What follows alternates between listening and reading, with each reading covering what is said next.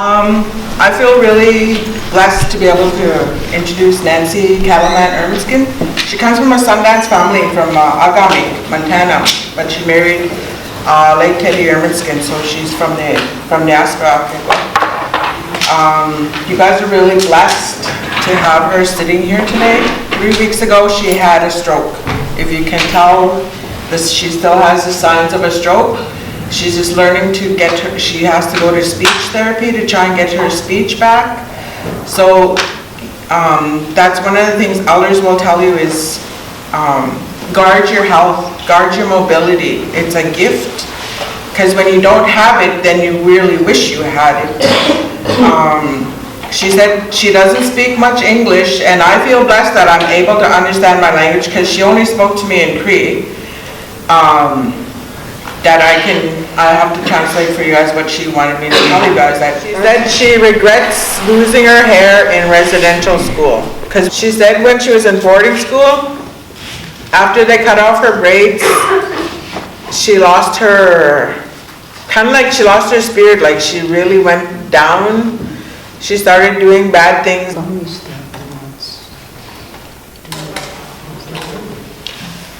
So a lot of she said a lot of people, as soon as they went into school, she talked about my late grandma. When she went into school, her biggest regret too was getting her hair chopped off as soon as she got there. And you kind of you start losing your direction, it seems like, when you cut off your hair, you start doing bad things with the bad kids. She said as a result of losing her braids, she said she also not only lost her hair, she lost her listening skills, her obedience, nanahitamoin. She lost that, and as a result, she was always getting strapped. Why don't we commit suicide?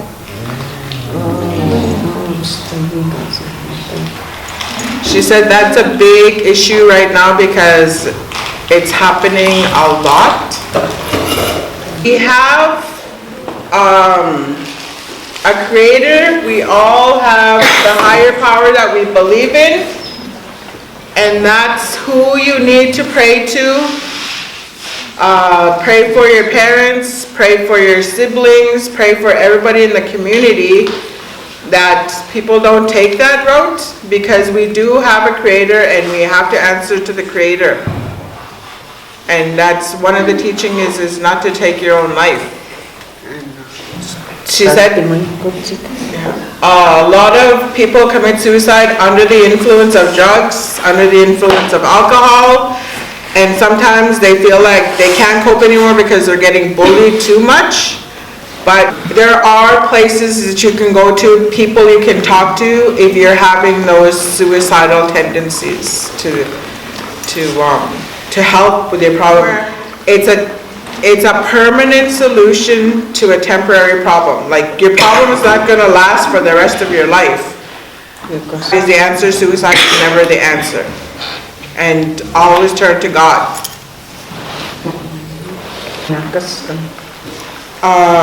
The Creator is powerful.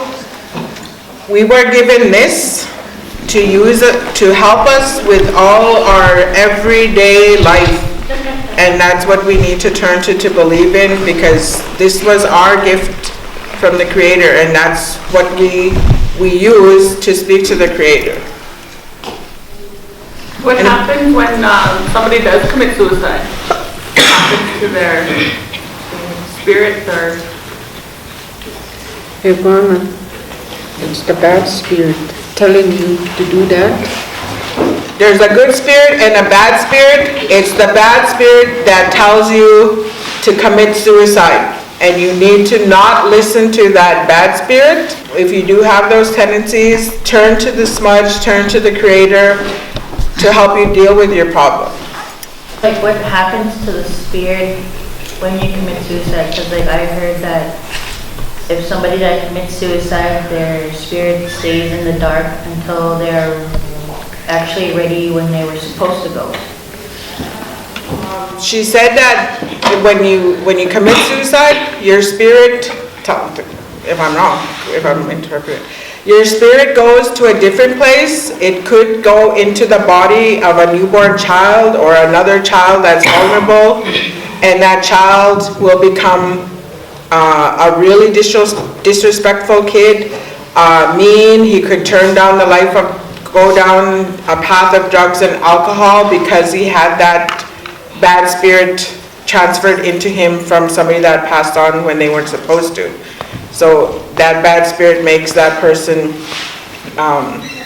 be bad and mean and disrespectful. They're cutting their spirit life off from the time that they commit suicide to the time they were supposed to pass on. Is their spirit life is not. See, the person is born. The Creator already has set out how long that person is to live. Maybe they were supposed to live till 90 years old, and they took their life when they were 14 or 15 years old.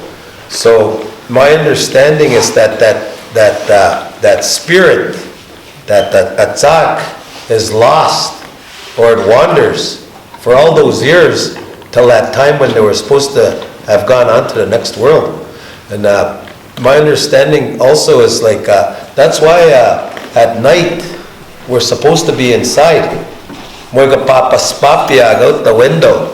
We're supposed to not be looking out into the dark in the window, because from what I heard from elders before is you never know what's looking back at you, and all of those spirits, the ones that are lost, that are wandering around.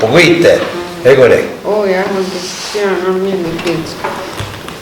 You're supposed to, at night, close the curtains. Don't leave your windows open at night. They will come to those bad spirits that go around at night. There's bad spirits that roam at night. She said, if you look at the sweetgrass, it's the same as the braid. And it's the same high regard you have for the sweetgrass, you have for the braid. She said she never ever cut her hair, never dyed it, never curled it, because it's similar to the wikaswa. You hold it in high respect, high regard as that Ron Squid. I had a brother with long hair, and he used to dance. And as soon as he cut off his braids, he went crazy. He went into the drugs, the alcohol, quit dancing. There's even a thing in the Bible about Samson and Delilah. When he lost his hair, he went crazy too. He lost his strength. This is our strength. And it's symbolized in the braids. You boil. If you want to have long hair, you get sweetgrass, you boil it in water, you wash your hair in it, just like shampoo. Your hair will grow. I seen it. Now, some people are smiling. My son just started growing his hair. It's this long. At least once a month he washes his hair in that. It's that long already. Going like that.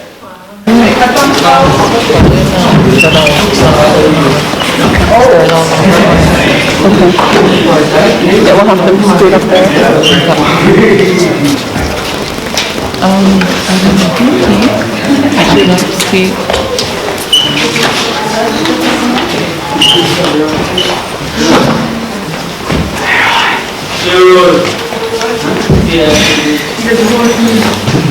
Why not?